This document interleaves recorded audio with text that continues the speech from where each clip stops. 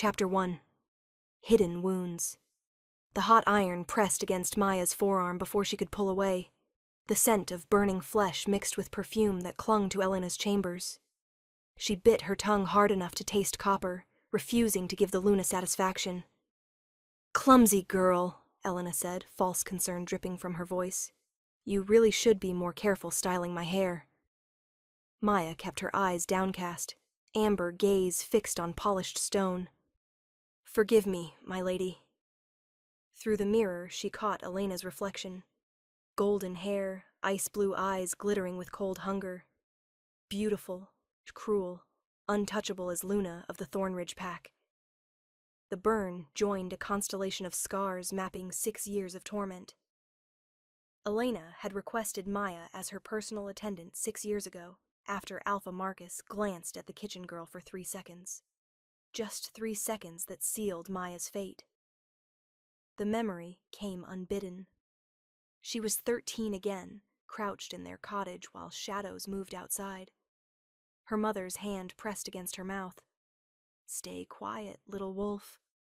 No matter what happens, you survive." The rogues came before dawn.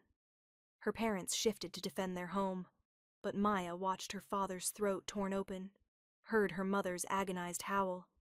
She'd tried to shift for the first time that night, her wolf surging forward to protect, to fight. But witnessing their deaths shattered something fundamental. The transformation seized halfway, pain exploding through every nerve. The rogues left her for dead. She'd lain among her parents' bodies until dawn, her wolf trapped inside, blocked by trauma too severe to process. Old Petra found her 3 days later, barely alive. The cook smuggled her into the castle kitchens, fed her, asked no questions when Maya stayed silent for weeks. "Best not mention your wolf to anyone," Petra advised. "Shifters who can't shift proper are treated worse than humans who never had the gift."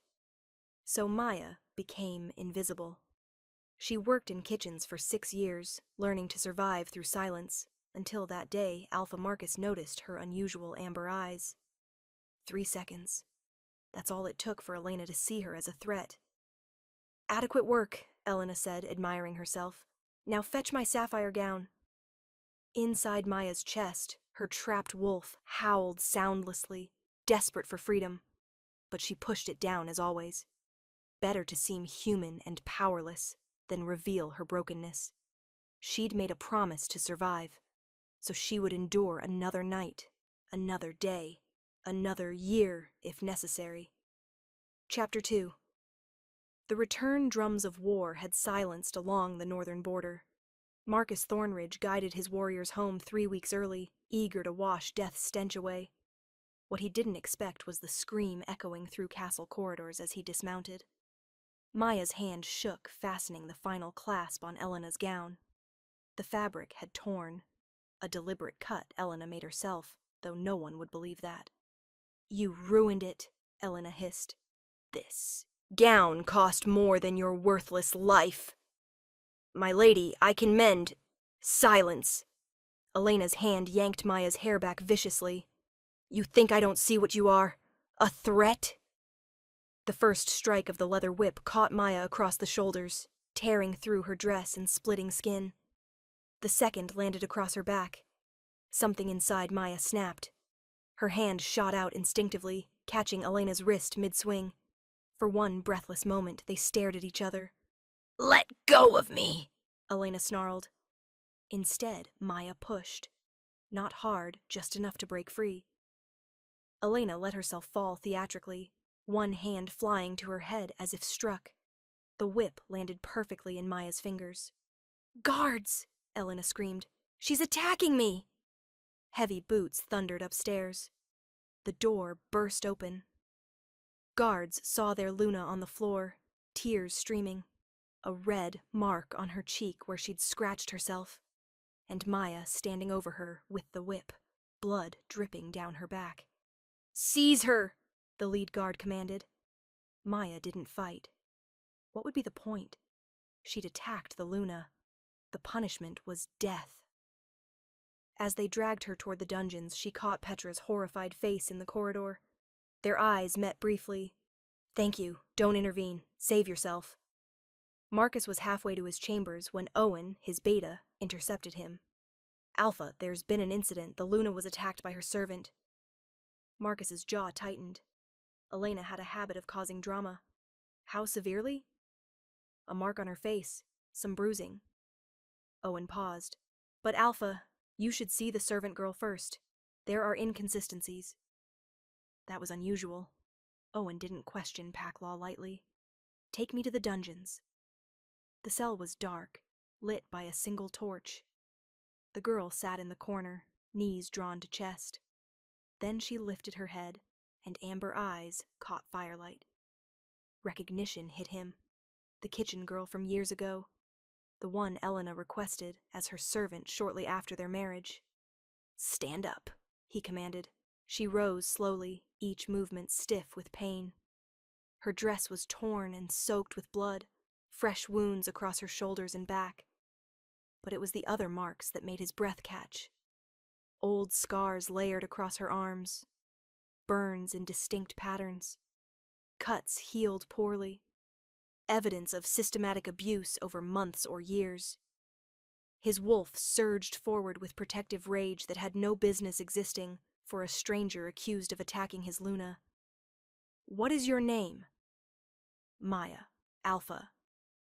"You attacked my Luna?" "I pushed her when she struck me. I just wanted her to stop." The honesty caught him off guard. A guilty person would have denied everything. "Show me your back. All of it." Maya hesitated, then obeyed.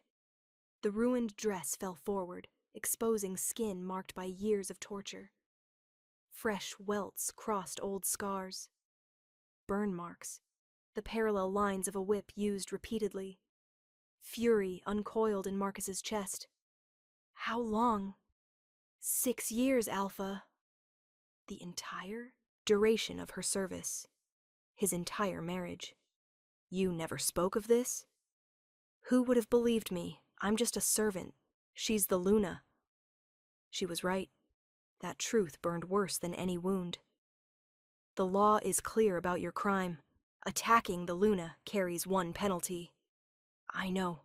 Maya lifted her chin. "I accept my punishment. I only ask that my body be burned properly. My parents deserved better than I could give them."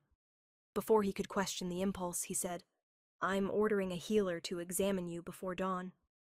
Surprise flickered across her features. "Standard procedure." He lied smoothly, but he needed time to think. "If you're lying about any of this, I will know." "I'm not lying, Alpha.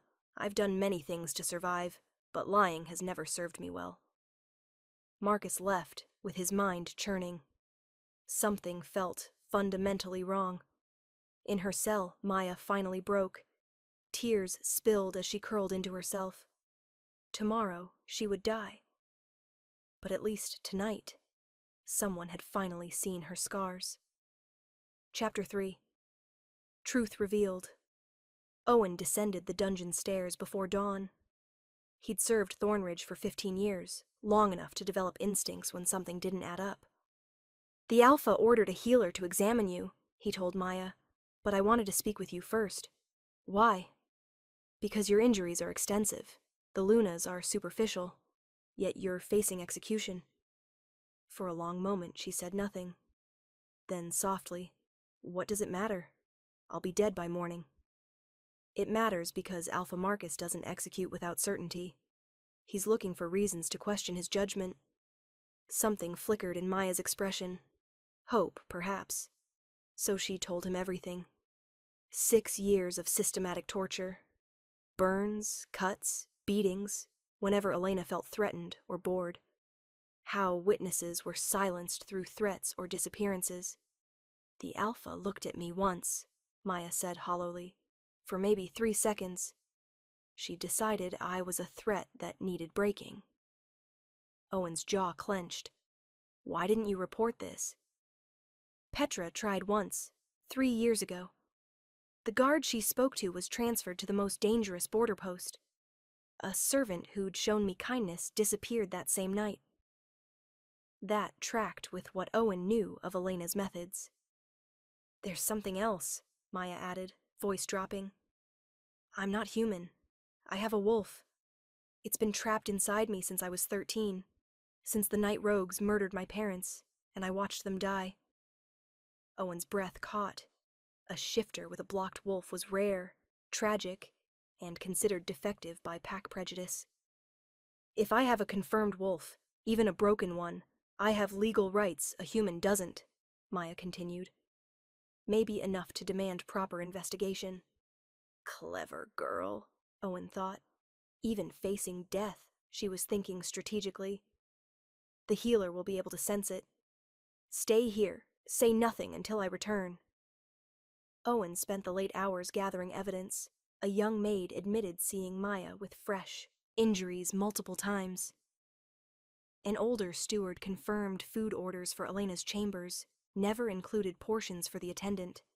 And Petra told him everything, finding Maya half dead a decade ago, watching helplessly as Elena destroyed her over years. I tried to help once, Petra whispered. But Elena made it clear. Interfere, and more people would suffer. That ends tonight, Owen promised. The healer arrived as gray dawn filtered through windows. Her examination was thorough, conducted in tense silence. Well? Owen demanded. The healer's expression was grim. Extensive injuries showing repeated trauma over years. And there's something else. This girl has a wolf. Blocked, trapped behind severe psychological trauma. But it's there. She is absolutely a shifter.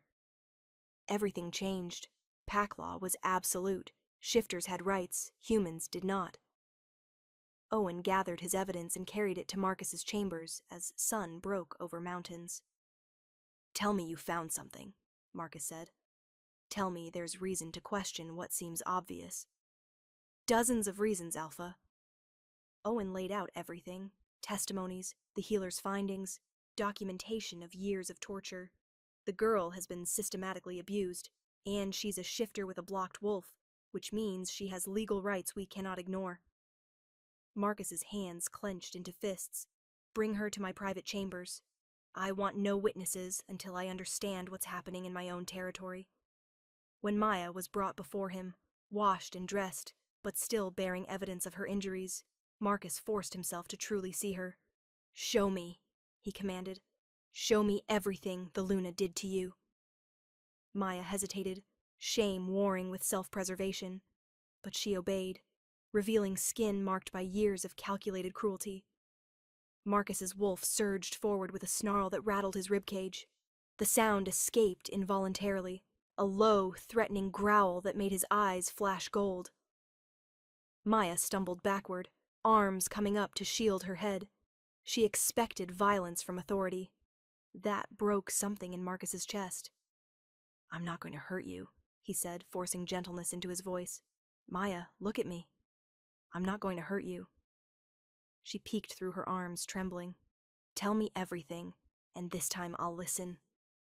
So she told him, not just about the beatings and burns, but about parents who'd loved her, about watching them die while her wolf screamed to be freed, only to seize halfway through transformation and trap itself behind walls she couldn't break down. Petra found me 3 days later, half dead. She told me to hide what I was because shifters who can't shift proper are treated worse than humans. Marcus's jaw clenched. She was right, and that truth shamed him. Then Elena requested you. Yes, because you looked at me once, Alpha, for maybe 3 seconds. She saw it and decided I was a threat. Marcus remembered that day vaguely. He'd been exhausted, looking for quick food. He'd noticed the quiet girl with unusual eyes and thought nothing more. 3 seconds that sealed this girl's fate for 6 years. You're not going to die today, he said roughly. The execution is canceled. You're under protective custody while I investigate fully.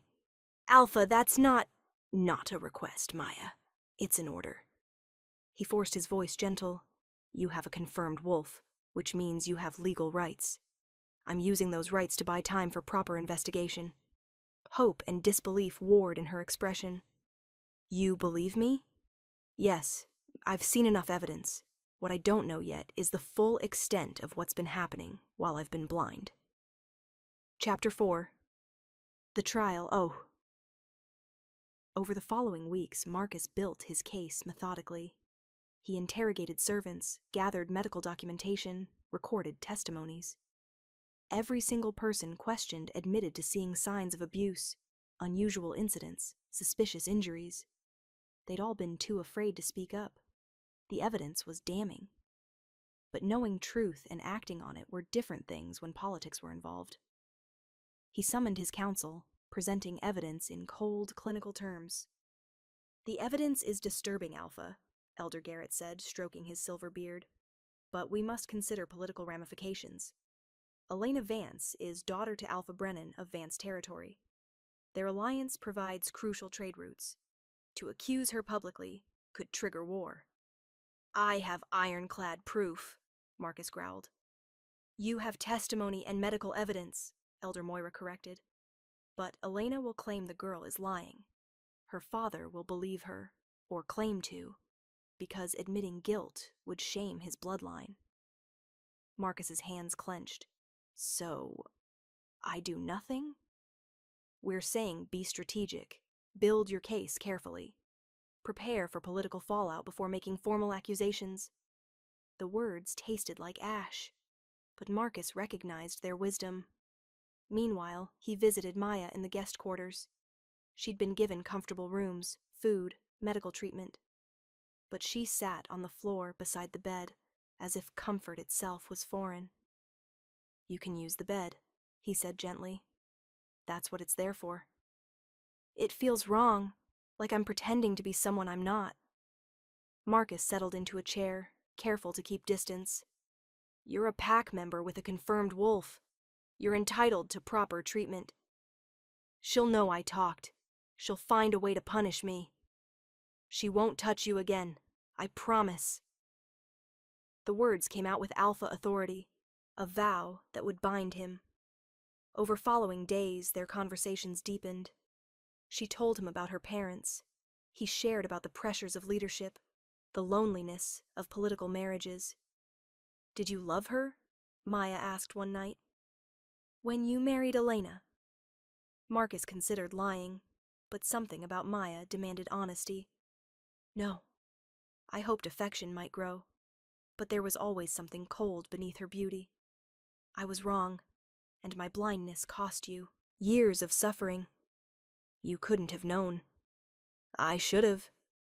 A good alpha knows what happens in his territory. The healer began working with Maya on her blocked wolf.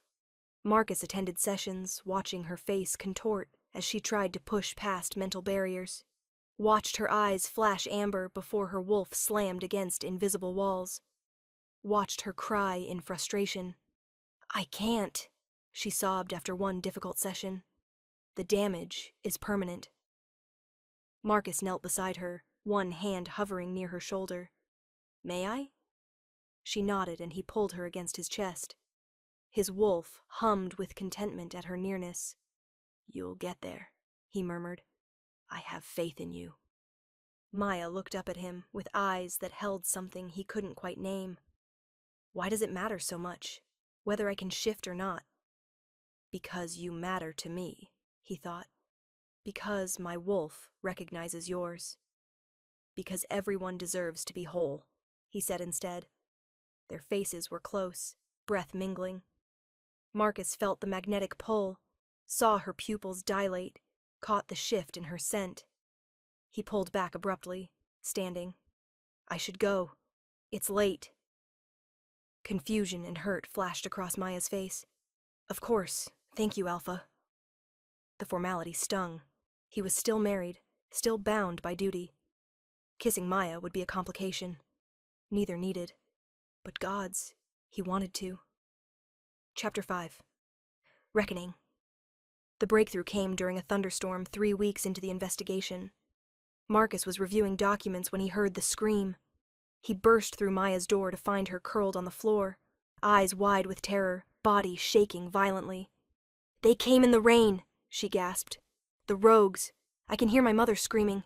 I can smell the blood." Marcus dropped to his knees. "Maya, you're safe. You're here with me." But she was lost in flashback, 14 again and watching her parents die.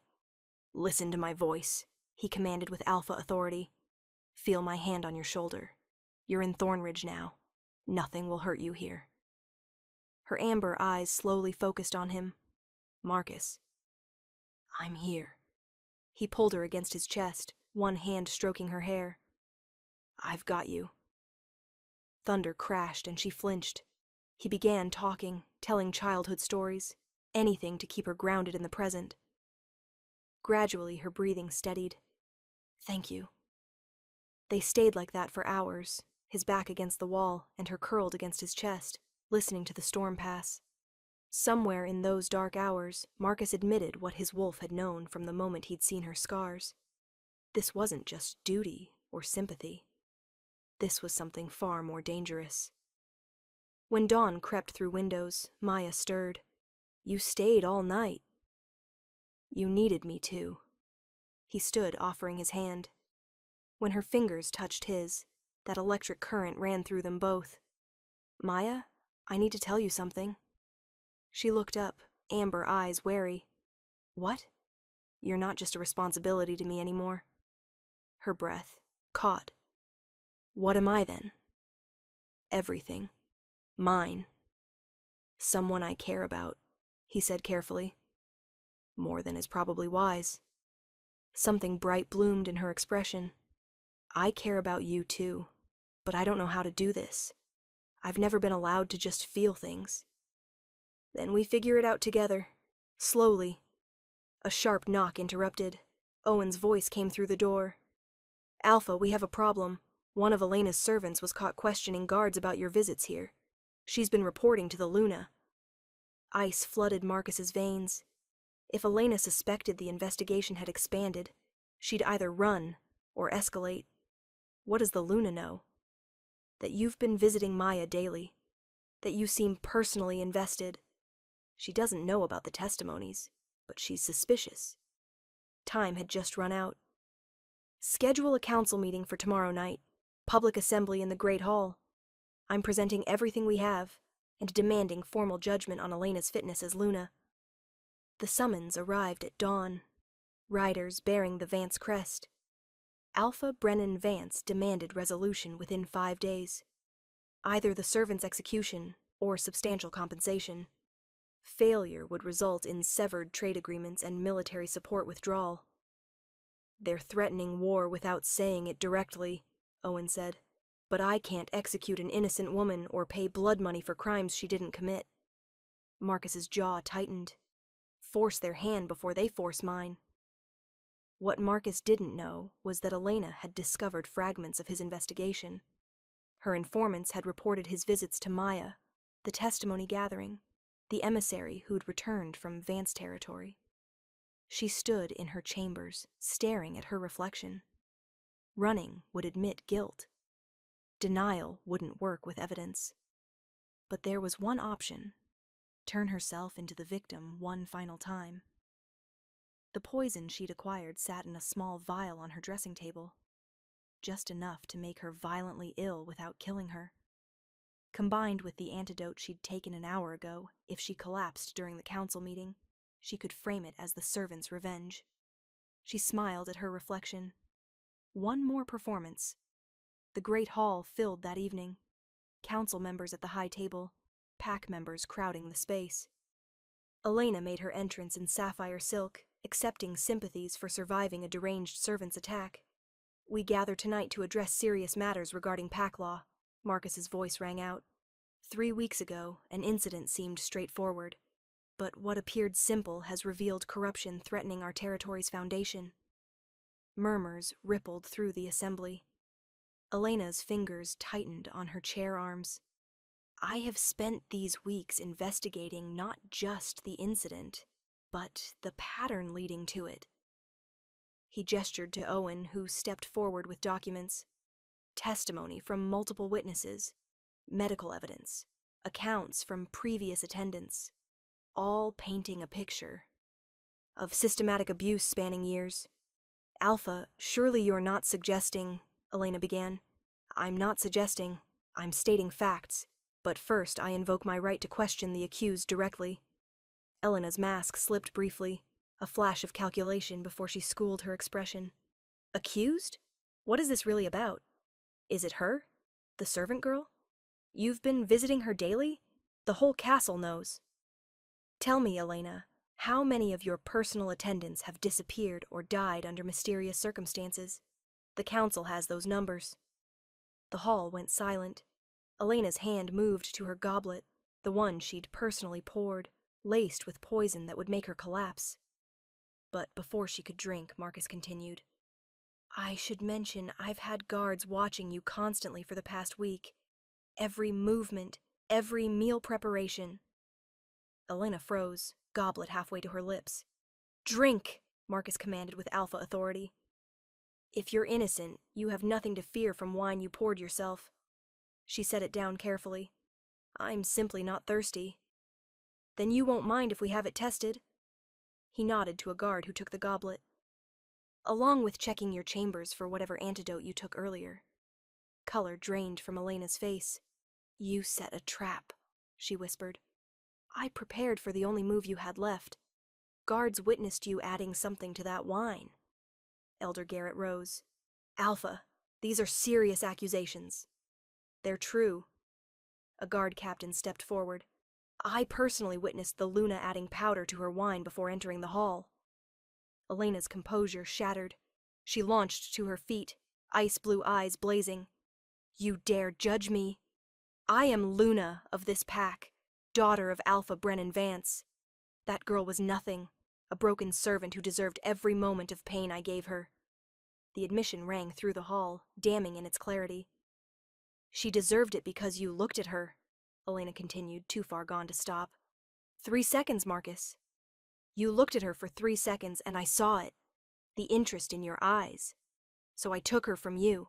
I broke her piece by piece until there was nothing left that could threaten my position. You tortured an innocent woman for 6 years because of 3 seconds of casual notice. Marcus's voice was deadly quiet. You murdered servants who tried to help her. You violated every code of honor Aluna swears to uphold. Honor? Elena laughed bitterly. You want to talk about honor when you're clearly besotted with a former slave? This investigation is just you justifying your desire to replace me. That's enough. Elder Moira's voice cut through Elena's tirade. Luna, Elena, you have confessed to crimes of systematic abuse and attempted murder. The evidence is overwhelming. Wait, a new voice interrupted, cold, authoritative, unexpected. Alpha Brennan Vance strode into the hall, silver-streaked hair and stern features marking him clearly as Elena's father. Behind him came Vance warriors, their presence causing immediate tension. Father! Elena's expression transformed to relief. Thank the gods.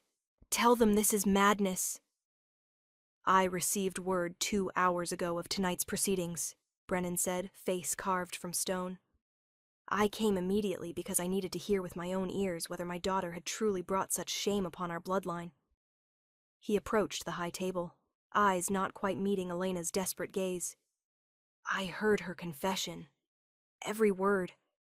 I was waiting outside the hall to make a proper entrance. Instead, I heard my daughter admit to years of torture, to murder, to betrayal of sacred duties. He finally looked at Elena, expression holding nothing but cold disappointment. You are no child of mine. Father, no. The Vance family hereby severs all ties with Elena Vance Thornridge. We disavow her actions, her crimes, her very existence. She speaks only for herself. Brennan turned to Marcus. Alpha Thornridge, on behalf of my territory, I formally apologize for the monster we sent to your lands. We offer no defense, and will not contest whatever judgment you pass. The political maneuvering was brilliant in its cruelty. By disowning Elena publicly, Brennan saved his family's reputation and eliminated justification for war. He'd sacrificed his daughter to protect his territory's standing. Elena stood frozen, betrayed by the very father she'd relied on. "You're abandoning me." "You abandoned honor. You brought shame upon everything our family stands for. Whatever happens now, you've earned." Elder Garrett rose with grave formality. "Elena Vance, formerly of Thornridge. This council finds you guilty of systematic abuse, of murder, of code violation, and of attempted poisoning. You are hereby stripped of all titles, all rights, all protection under pack law. You are banished from this territory, effective immediately." Marcus stood, his words carrying alpha command. "Furthermore, I invoke my right to annul this marriage on grounds of fraud. You concealed your true nature, violated sacred vows, and betrayed everything a mate bond should represent. We were never truly wed, only legally bound. That bond is now severed." Elena swayed, her world crumbling. "Where am I supposed to go? You can't just... You should have thought of that before you destroyed innocent lives." Marcus gestured to guards. "Remove her. Give her 1 horse, basic supplies, and escort her to the border. After that, she is no longer our concern." As guards approached, Elena's mask reformed one final time, fury and hatred replacing desperation. "You'll regret this," she spat at Marcus. "The broken girl you're protecting will never be whole enough to be Luna. She'll fail you just as I apparently failed to kill her properly." "The only thing I regret," Marcus said softly, "is that it took me so long to see you for what you truly are." They dragged her from the hall, her screams echoing until distance, muted them. After Brennan left, Marcus immediately went to Maya's quarters. She stood at the window, having heard distant commotion, but not knowing what transpired. "It's over," he said simply. She turned, amber eyes wide. "What happened?" "Elena confessed before the entire pack. She admitted everything. Her father disowned her publicly. The council banished her. The marriage is annulled." He crossed to her in 3 strides. "You're free, Maya. Truly free." The words took a moment to penetrate. Then her legs gave out, and Marcus caught her, holding her as she finally broke. Great racking sobs held back for 6 years, spilling out all at once. "It's over," he repeated, hand gentle in her hair. "She can never hurt you again. I promise." Chapter 6. New Beginning. 2 weeks after Elena's banishment, Maya woke to sunlight streaming through windows. The physical scars were fading, but deeper wounds would take longer. "The Alpha asks if you're feeling well enough for training today," Petra said, entering with breakfast. Marcus had arranged for a veteran warrior to teach Maya self-defense. Learning to fight back was part of reclaiming stolen power. "Tell him yes," Maya said, surprising herself with eagerness. The council had begun pressuring Marcus about securing a new Luna. Political marriages were proposed with alarming frequency. Marcus refused every suggestion. "I will choose my own mate when I'm ready," he told Elder Garrett with finality. "There is no urgency that justifies another loveless arrangement." What he didn't say was that he'd already found his mate. She just needed time to heal before he could court her properly. He visited Maya daily, always careful to maintain distance so she wouldn't feel pressured. They talked about everything: pack politics, her progress with the healer, memories of her parents, his frustrations with elder interference. The connection between them deepened with each conversation. "The healer wants to try something different tomorrow," Maya told him one evening, 3 weeks after Elena's banishment. "She thinks if I can connect with good memories of my parents, not just trauma, it might help unlock my wolf. How do you feel about that?" Maya pulled her knees to her chest, terrified, but also hopeful. "I've spent 13 years trying to forget that night. Maybe it's time to remember everything else instead." "I'll be there if you want me to be." She looked at him, amber eyes reflecting sunset. "I want you there." The session was intense. Maya sat cross-legged on the floor, Marcus in a chair behind her. "Tell me about your mother," the healer prompted. "Not how she died, how she lived." "She used to sing while she worked," Maya whispered. Old songs from her grandmother's pack. She smelled like pine needles and bread. And your father?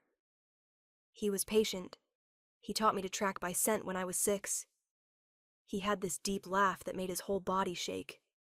A small smile curved Maya's lips. Now remember the night they died. Not the violence, the love. They fought to protect you. They wanted you to survive. Maya's breathing quickened. Inside her chest, her wolf stirred, not with violent desperation, but with purpose. They loved you enough to die for you, the healer continued. Your wolf tried to emerge that night to protect them. It's been waiting ever since. Let it out, Maya. Something inside her fractured, not painfully, but like ice melting. Her wolf surged forward, and this time, when Maya reached for transformation, the barriers dissolved. Her eyes blazed amber gold. Claws extended from fingertips. Fangs pushed past her lips. It wasn't complete, but it was the farthest she'd gotten in 13 years. Her wolf was there, present, no longer trapped. Marcus's own wolf responded instantly, recognizing hers with bone-deep certainty. The connection wasn't just attraction. It was fate. True mate. The bond his kind rarely found but always yearned for. I did it! Maya gasped. Marcus, I did it! He was beside her instantly, pulling her into his arms. His wolf hummed with contentment, finally allowed close to its mate. I'm so proud of you, he murmured, meaning every word. 3 days later, Maya woke at midnight to wrongness in the air. Her newly awakened wolf sensed it first. Hostile intent, multiple sources, moving toward the castle. She was racing through corridors before conscious thought caught up. Alpha! She burst into Marcus's chambers. There are intruders. At least 6 coming from the east. They mean harm. Marcus didn't question how she knew. He simply acted, sending mental call to rouse warriors, pulling on weapons and armor. Within minutes, the castle defense mobilized. The attackers were mercenaries hired for revenge, whether by Elena herself or Vance's relatives, it didn't matter. They were skilled, well-armed, and had infiltrated farther than they should have, but they hadn't counted on Maya's abilities. Her rare gift, the capacity to sense malicious intent before it struck, gave Thornridge forces just enough warning. The battle was brief and brutal. Owen led defense while Marcus took down the mercenary leader. When dawn broke, 6 attackers lay dead and 3 were captured. Pack members gathered in the courtyard. Then someone noticed Maya standing beside the Alpha, amber eyes carrying flecks of gold, posture straight with quiet confidence. She saved us, a young guard announced. She sensed them before any of us knew. Murmurs spread through the crowd. Respect, grudging but real, replaced the pity they'd shown before. That evening Marcus called a full pack assembly.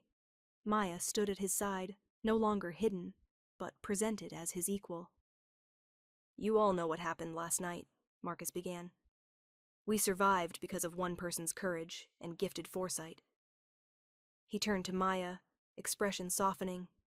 Maya has proven herself worthy of respect, of honor, of a place in this pack beyond what anyone expected. He dropped to one knee before her, and the hall went silent. Maya, you are my true mate. My wolf has known it since I truly saw you, and my heart has learned it in the weeks since. I'm asking you now, before witnesses, not because protocol demands it, but because I want you to have the choice Elena never gave you. He took her hand gently. Will you be my Luna? Not out of duty or politics, but because we choose each other? Tears spilled down Maya's cheeks, but her voice was steady. Yes! The pack erupted in cheers. The claiming ceremony happened that night under full moon with pack witnesses and council blessing. Marcus's bite marked her throat, her own teeth breaking his skin in reciprocal claim that made them equals. When they came together in privacy of his chambers, when the bond sealed completely, Maya's wolf finally broke free entirely. The full transformation she'd been denied for 13 years surged through her, painful, but transcendent. Her bones reshaped. Fur erupted across skin. For the first time since she was 13, she stood on 4 legs as a complete shifter. Her wolf was smaller than Marcus's, sleek and dark with amber eyes gleaming with intelligence. She wasn't the largest or most powerful, but she was whole. Finally, blessedly whole.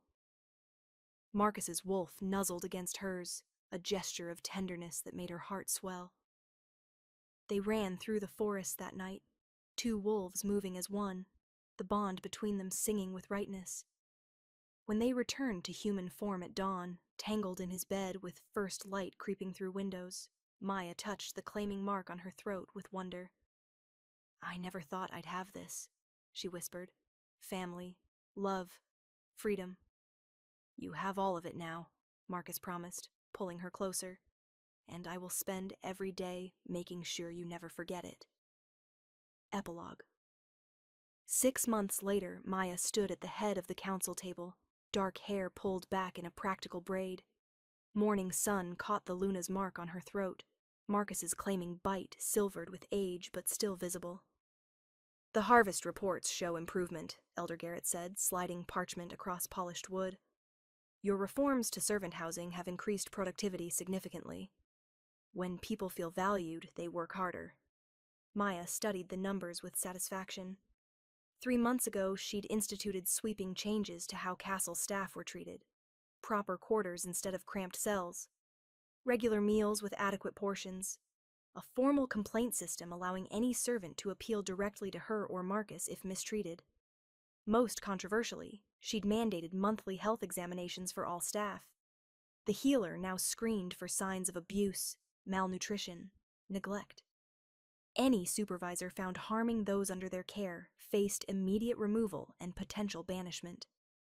Older pack members grumbled about coddling servants, but the younger generation understood. Power without accountability was tyranny, and their Luna would tolerate neither. "There's one more matter," Elder Moira added carefully. "We've received word from the Eastern Territories. Elena was spotted attempting to secure a position in Alpha Garrett's household."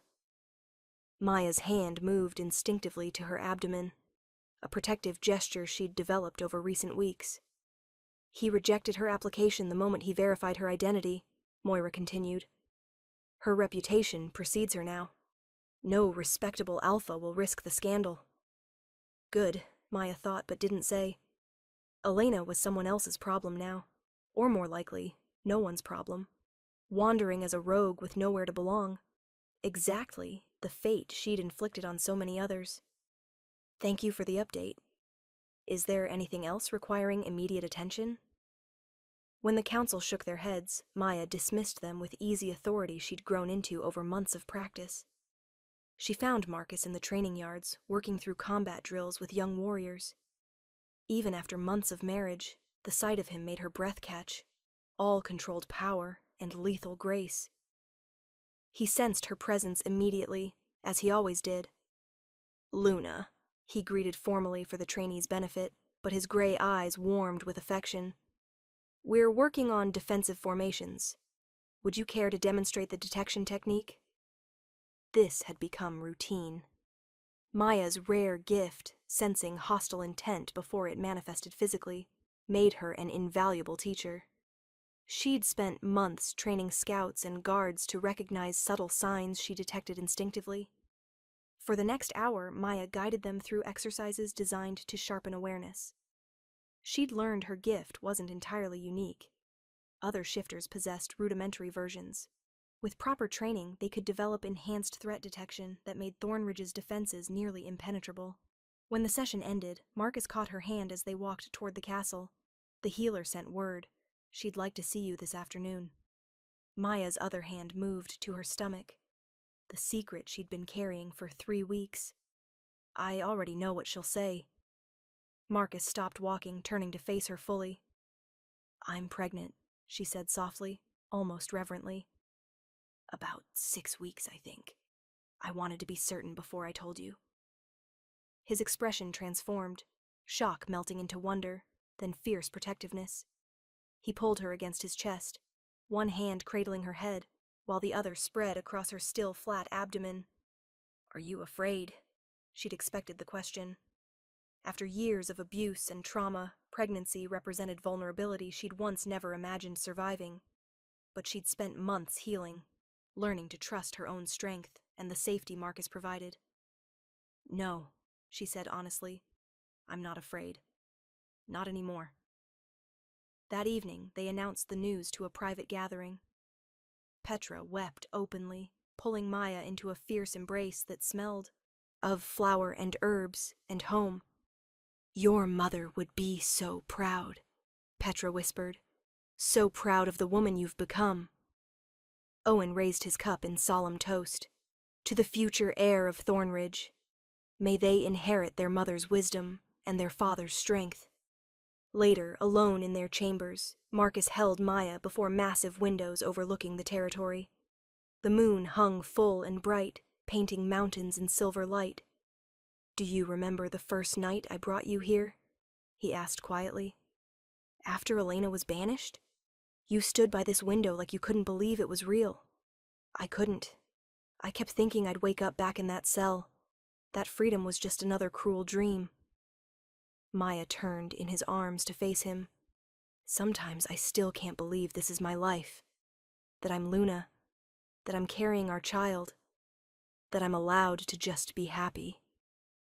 "You're not allowed to be happy. You've earned it." Marcus cupped her face with both hands, touch infinitely gentle. "Every day you prove that survival isn't just about enduring. It's about transforming. You took everything Elena tried to destroy and built something stronger from the ruins." Maya pressed her palm over his heart, feeling the steady rhythm that matched her own. Their bond thrummed between them, constant reminder she was no longer alone, no longer fighting just to survive. She had purpose, partnership, peace. "The scars are still there," she said softly. "Physical ones faded, but the others? Sometimes I wake up and forget I'm safe. Sometimes I still flinch when someone raises their hand too quickly. That's not weakness. That's memory. And memory keeps us vigilant." He kissed her forehead. "But it doesn't have to define us anymore." A knock interrupted the moment. One of the night guards entered at Marcus's command, expression apologetic. "Alpha, Luna, I apologize for the intrusion. There's a situation requiring your attention." A young woman arrived at the gates claiming sanctuary. She says she served as personal attendant to a Luna in the Western Territories and has proof of systematic abuse. Maya and Marcus exchanged glances, an entire conversation happening in the space between heartbeats. This would become their legacy. Not justice for Maya alone, but a precedent that abuse of power would no longer be tolerated in silence. "Bring her to the guest quarters," Maya said. "Make sure she's fed, given clean clothes, and knows she's safe. I'll speak with her in the morning." After the guard left, Marcus pulled her close again. "You're going to help her." "Of course I am, because someone helped me, because someone saw me when I'd learned to be invisible." Maya looked up at her mate, her partner, the alpha who'd broken every expectation of what power should look like. "We're going to make sure every Luna in every territory knows that if they abuse those under their care, there will be consequences. Real ones. That's going to make us unpopular in certain circles. Good. I'd rather be unpopular and righteous than well-liked and complicit." They stood together at the window long into the night, two wolves who'd found each other against impossible odds. Maya thought about the girl she'd been 6 months ago. Broken, terrified, convinced she deserved the suffering inflicted upon her. That girl was gone, transformed through fire into someone stronger. Someone who could stand before a pack and command respect earned through wisdom rather than fear. Her parents would have been proud. The knowledge settled warm in her chest, easing an ache she'd carried for 13 years. She'd survived. More than that, she'd thrived. The promise she'd made to her dying mother, survive no matter what, had been kept in ways neither could have imagined. Maya's wolf stirred contentedly inside her. no longer trapped or silent, but an integral part of who she was. Free, whole, finally able to run without fear through forests that belonged to her as much as anyone. "What are you thinking about?" Marcus asked, sensing the shift in her emotions through their bond. "That scars tell stories. Mine say I survived a monster wearing a beautiful face, that I was broken and learned to heal, that I was caged and earned my freedom." She placed both hands over her abdomen where new life grew, and that our child will grow up knowing their mother was strong enough to transform pain into purpose. They'll also know their mother is brilliant, compassionate, and occasionally terrifying when someone threatens those under her protection. Maya laughed, the sound coming easier now than in early days. "Only occasionally. I'm trying to be diplomatic." She turned in his arms, rising on her toes to kiss him with passion that still surprised her. The realization that she could want someone without fear, could be intimate without expecting pain. That love didn't require submission or sacrifice of self, but rather the choice to stand beside someone as equals. When they finally pulled apart, Marcus rested his forehead against hers. "I love you, Luna of Thornridge. Today, tomorrow, every day we're given. I love you too, Alpha. My mate, my partner, my choice." Outside their windows, the moon continued its steady journey across the sky, illuminating a territory that was safer, more just, and more compassionate than under previous leadership. Pack members slept secure in knowledge their Luna would protect them, not through fear or manipulation, but through genuine care for their well-being. And in the guest quarters, a young woman who'd fled abuse cried tears of relief, finally believing sanctuary was more than just a word. Maya had kept her mother's final command: survive. But she'd done so much more than merely endure. She'd built a life worth living, created a legacy worth leaving, and found a love worth celebrating. The scars would always be there, reminders of battles fought and won.